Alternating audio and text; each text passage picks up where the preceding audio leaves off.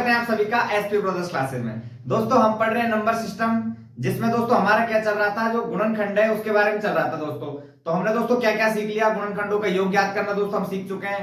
गुणनखंडों की संख्या ज्ञात करना दोस्तों हम सीख चुके हैं। उसके अलावा बहुत सारी चीजें दोस्तों हम गुणनखंड में सीख चुके हैं। यहाँ तक कि दोस्तों हम गुणनखंडों में पूर्ण वर्ग गुणनखंडों की संख्या और पूर्ण घन गुणनखंडों की संख्या ज्ञात करना भी दोस्तों हम सीख चुके हैं। लेकिन दोस्तों यदि आपके सामने ऐसा क्वेश्चन आ जाए कि आपको बहुत बड़ी पावर दे रखी है और उसमें आपको क्या पूछा जाए दोस्तों, number of perfect square factor दोस्तों, या फिर number of perfect cube factor दोस्तों, यदि आपसे पूछा जाए तो ऐसे क्वेश्चंस दोस्तों हम कैसे करते हैं, ये इस वीडियो में दोस्तों हम सीखने वाले हैं। तो दोस्तों सबसे पहले मैंने आपको दोस्तों पहले क्या बताया था कि आपको कोई भी नंबर है उसका आपको निकालना है, क्या मान लो कुछ भी निकालना है, उसके नंबर्स निकालने हैं। तो जैसे आपके पास कोई नंबर दे रखा है 1080, ठीक है दोस्तों।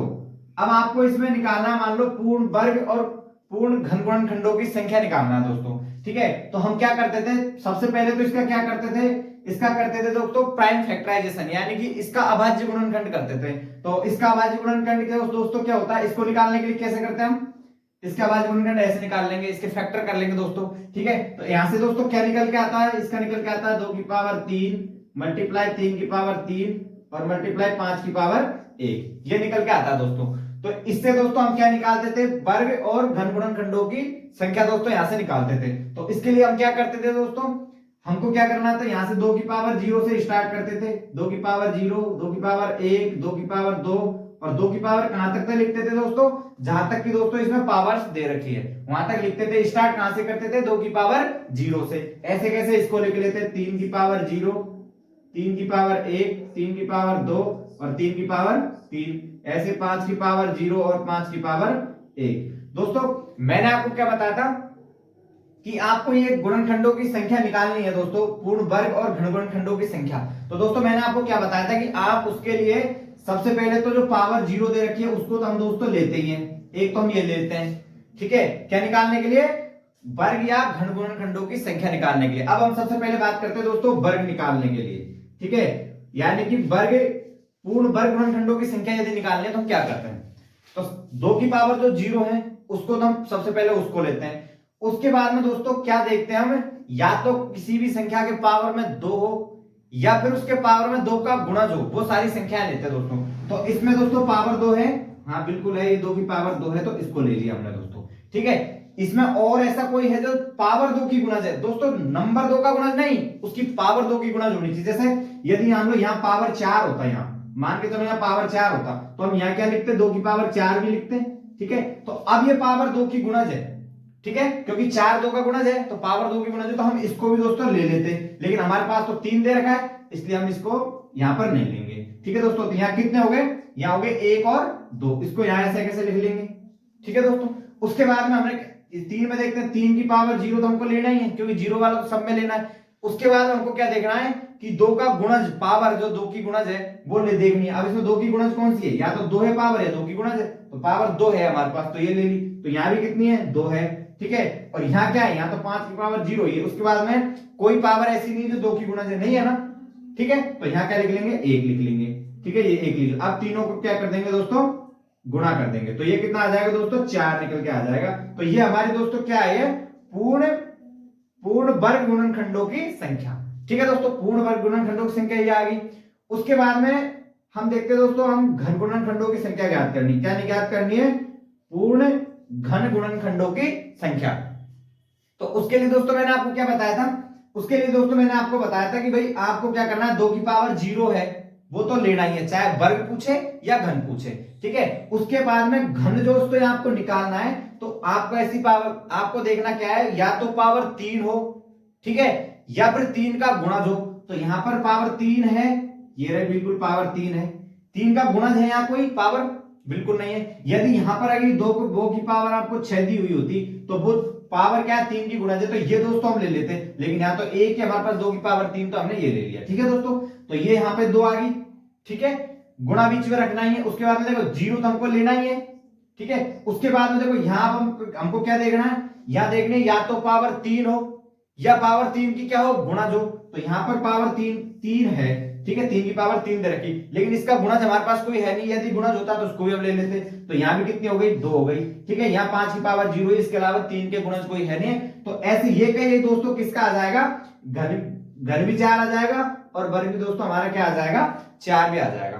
ये तो चीज दोस्तों हम अच्छे से सीख चुके हैं, लेकिन दोस्तों अब बात आती है कि यदि आपको कोई ऐसा क्वेश्चन दे दी जाए जिसमें पावर इतनी बड़ी दे दी जाए तो आप कैसे करोगे, क्योंकि अब ये है, ये तो हमारा प्राइम फैक्टराइजेशन भी नहीं है। ठीक है, हमारा प्राइम फैक्टर नहीं है, क्योंकि इसको तो हम क्या लिख सकते हैं, 3 का स्क्वायर की पावर भी 9 लिख सकते हैं। ठीक है, तो इसका मतलब क्या हुआ, ये क्या बन गया हमारा 3 की पावर 18 बन गया दोस्तों। अब हमको क्या देखना है, इसमें पूर्ण वर्ग गुणनखंडों की संख्या और पूर्ण घन गुणनखंडों की संख्या देखना है, इतना कुछ देखना है। तो दोस्तों अब हम पावर 9 ऐसे तो लिख नहीं सकते कि भाई 3 की पावर लिखने लगे 0, 3 की पावर 1 और ऐसे ऐसे लिखते गए और फिर 3 की पावर क्या देखा हमने 18 तक, और फिर उसमें देख रहे हैं 0 लेना है, फिर 2 लेना है, फिर 4 लेना, 6 लेना है।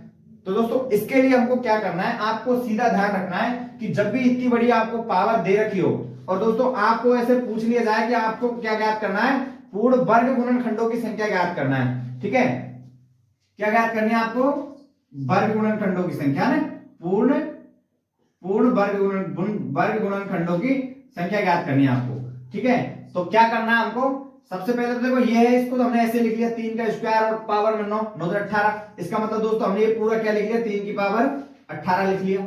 ठीक है, तो हमको क्या करना है, वर्ग गुणनखंडों की संख्या ज्ञात करनी है, तो जो पावर है उसमें क्या कर देना दोस्तों, भाग दे देना है, किसका दोस्तों, 2 का भाग दे देना है। ठीक है दोस्तों, और उसमें क्या कर देना है, उसमें कर देना है +1। अब हमने ये क्यों किया, क्योंकि दोस्तों आपको पता है कि जब हम कोई भी 2 नंबर लिखते हैं, ठीक है, तो उसमें से क्या आता है, 1 2 का गुणज होता ही है। जैसे 1 2 लिखा तो ये 2 का गुणज है।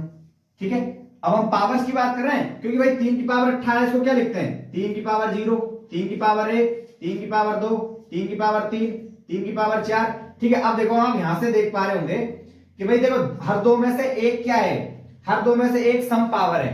ठीक है, देखो ये 2 है, एक सम है, फिर एक छोड़ के फिर 2 सम है, फिर देखो 5, फिर 3 की पावर 6, तो फिर एक छोड़ के सम है। इसका मतलब दोस्तों क्या है, और हमको पूर्ण वर्ग गुणनखंडों की संख्या ज्ञात करनी, तब हम क्या देखते हैं, हम क्या देखते हैं, या तो हमारी पावर 2 हो या फिर 2 का गुणज हो। तो अब 2 का गुणज हमको देखना तो क्या है, एक तो ये 2 है, फिर एक छोड़ के, हर एक छोड़ के दोस्तों 2 का गुणज मिल जाता है, इसलिए दोस्तों हमने क्या किया, 2 का भाग दे दिया। ये +1 क्यों किया, क्योंकि दोस्तों आपको पता है हर किसी में पावर 0 तो हम क्या लेते हैं, ऐड करते ही हैं जरूर से जरूर, तो इसलिए दोस्तों हमने क्या कर दिया, +1 कर दिया। तो ये कितना आ गया, ये आ गया 9 + 1, यानी कि दोस्तों इस जो क्वेश्चन है आपके पास 9 की पावर 9 में पूर्ण वर्ग गुणनखंडों की जो संख्या है दोस्तों वो कितनी आ गई आपकी, 10 आ गई। ठीक है दोस्तों, अब हम बात कर रहे हैं दोस्तों किसकी, आपको क्या निकालना है, घन गुणनखंडों की संख्या निकालनी है दोस्तों। ठीक है, तो घन गुणनखंडों की संख्या निकालनी तो आपको क्या देखना है, आपको देखना है कि या तो पावर 3 हो या फिर 3 की गुणज हो। अब यहां देखो ये 3 की पावर ये 3 है। ठीक है, फिर एक छोड़ के 1 2, फिर छोड़ के देखो 3 की पावर ये गुणज आ गई। ठीक है, तो इसमें दोस्तों हम किसका भाग देंगे, कितने के बाद में रिपीटेशन आ रहा है, 2 के बाद में, यानी कि हर तीसरा, या तो हर सेकंड नंबर का क्या था, 2 का मल्टीपल था, यहां हर तीसरा 2 का मल्टीपल है। देखो जैसे यहां 2 3 की पावर 3 ले ली, आपको क्या निकालना, घन निकालना, 3 की पावर 3 लेंगे। ठीक है, उसके बाद 4 5 होगी 6 होगी, तो इसके मतलब क्या हो गया, 3 के बाद में रिपीटेशन हो रहा है, हर तीसरा रिपीटेशन हो रहा है। तो घन के लिए हम किसका भाग देंगे, घन के लिए हम भाग देंगे 3 का, और प्लस दोस्तों क्या करेंगे, 1 करेंगे। 1 क्यों करेंगे, क्योंकि ये 0 वाला हम हमेशा इस दोनों में लेते हैं, तो ये +1 कर दिया। तो ये कितना हो गया, ये हो गया 6 + 1, यानी दोस्तों ये कितना आ गया, 7 आ गया। यानी कि number of perfect cube factor दोस्तों है वो कितना आ गया आपका, 7 आ गया, और number of perfect square factor आपका कितना आ गया दोस्तों, 10 आ गया। आई बात समझ दोस्तों, ऐसे क्वेश्चनों को आप आसानी से दोस्तों इतने से में दोस्तों कर सकते हो। ठीक है दोस्तों, आज की वीडियो में दोस्तों इतना ही। आपको वीडियो कैसी लगी प्लीज कमेंट करके जरूर बताएं। वीडियो पसंद आई हो तो दोस्तों के साथ शेयर करें, और प्लीज दोस्तों चैनल को सब्सक्राइब करें, हमें सपोर्ट करें, आपकी सपोर्ट की बहुत ज्यादा जरूरत है हमको दोस्तों। तो मिलते हैं नेक्स्ट वीडियो में नए टॉपिक, नए उम्मीद, नए जोश के साथ। तब तक के लिए जय हिंद, जय भारत दोस्तों, धन्यवाद।